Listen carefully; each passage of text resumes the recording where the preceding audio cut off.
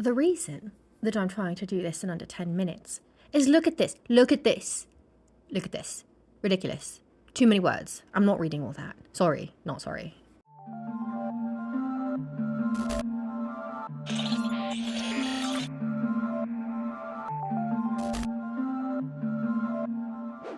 Hello there. So, today, I'm trying something a little new. I'm going to be trying to read from a script. I actually sat down, took the time to write all of this out, and I kind of want to see how it goes. You know, maybe it'll work. And I know I said that I would have the Demon Kit Bash ready. It's not. I did have to order an extra piece, and I'm waiting for it to get here. So, meantime, I'm going to try to do Emperor's Children lore in under 10 minutes. So without further ado, we begin. First, we find our intrepid hero as but a wee baby, having been yeeted from Terra, finding his pod landing on the mining planet of Chemos. We'll get back to him later. Back on Terra, the Third Legion was being created during the Unification Wars. They were formed when European nobles gave up the sons as tribute to the Emperor of Mankind. Here he is, here in all his glory. Behold. Okay, back to Fulgrim. By the time he was 15, he was able to re-engineer much of the mining equipment, so much so that for the first time in the planet's history, I think, they found itself in a resource surplus. Kind of dope. When Biggie finally came back for his son, unlike many of the other Demon Primarchs, and by that I mean the other three, they were actually kind of cool with each other. The other three tend to have a little bit of a daddy issue thing happening. Fulgrim fully knelt to his father, swearing to serve him and the needs of the Imperium. The Emperor's Children became the only legion who was granted the right to use the Imperial Quilla after they had sacrificed themselves to aid the Emperor, who had become wounded during the Great Crusade. They had sworn they would carry out each order down to the word without any deviation, to death if needed, and because of that, they earned the mandate of the Emperor's will. I'm sure we've all heard the Horus heresy. Behold, Horus. At the beginning, the Emperor's Children were technically loyal to the Emperor.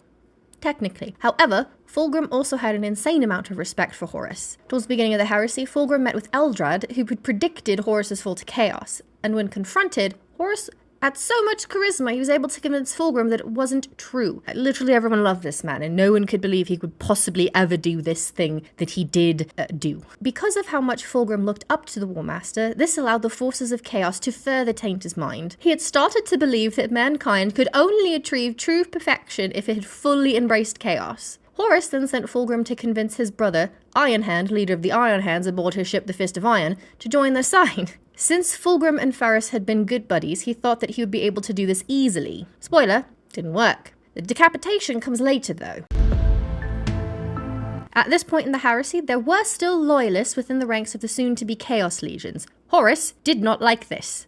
At this point, there existed a planet, Istvaan III, whose governor had fallen to Slaanesh. The Council of Terra had charged Horus with retaking the world. Under the guise of putting down this rebellion, Horus gathered troops within the planetary system. He had then dispatched all of the known loyalist marines to the planet's surface, and right at the moment they had claimed victory, Horus virus bombed the entire planet. Good news, not everyone died. Some loyalist marines had overheard of the plot, and they were able to escape the planet and get to Terra to warn the Imperium. And now we get to my favourite part,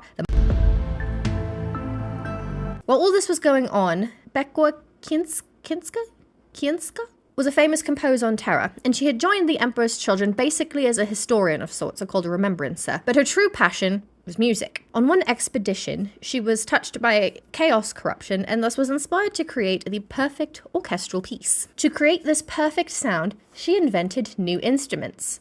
Sonic instruments. Foreshadowing is a literary device. During the performance, where Emperor's Children were in attendance, a rip between real space and the warp opened, allowing Slaanesh to directly, for lack of a better word, touch the audience. Astartes and human alike were both overwhelmed and distorted by chaos. What happened could easily be summed up as murder orgy. To keep the music playing, some Emperor's Children went to the stage where they had picked up the instruments, then finding out these sonic weapons could also create destructive powers, and thus becoming noise marines.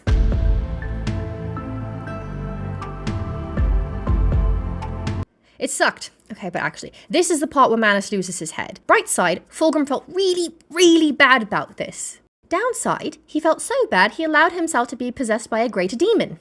Notable figures within the Emperor's Children. Currently there are 2 Technically there are 3, but one of them is, I do believe, a loyalist and dead. So, R.I.P., pour one out for the homies. First one, Lucius the Eternal. Have you ever met a guy that was just, like, super obsessed with the Joker? Like, I imagine Lucius would be one. When he turned to Chaos, he decided to cut a bunch of scars into his face, and he went absolutely mental. His obsession is being the perfect swordsman. He'd always been kind of an ass, but Chaos just made it a little worse. And then we have Fabius Bile. He's not a Chaos Marine, more mad scientist who just kind of does his own thing. I believe Slanesh has tried to convert him more than a few times, and he's pretty much looked it directly in the face and went, nah, he doesn't really believe in all that. Interesting point for him, at some point, he cloned Fulgrim, a perfect clone of Fulgrim, which means somewhere, specifically in Trajan's Vault, there exists a loyalist Fulgrim clone. We don't know why. Nobody knows why yet. Or if somebody has figured out why,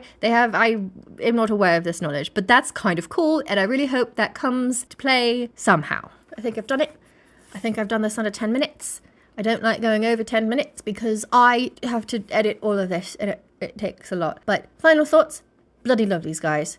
Not fully sure what it is, I'm just obsessed with it. What are your favourite Chaos Legions? I just saw the new kill team for Necrons and Night Lords, and I know I just recently made a joke about Night Lords and then I saw this guy, and Night Lords maybe sooner than we thought. Anyways, thank you for watching. This is my first time trying out a lore video, so let me know if the script thing worked out, or if you want to hear the lore for the 2 custom armors that I have, because those are wild. Bye!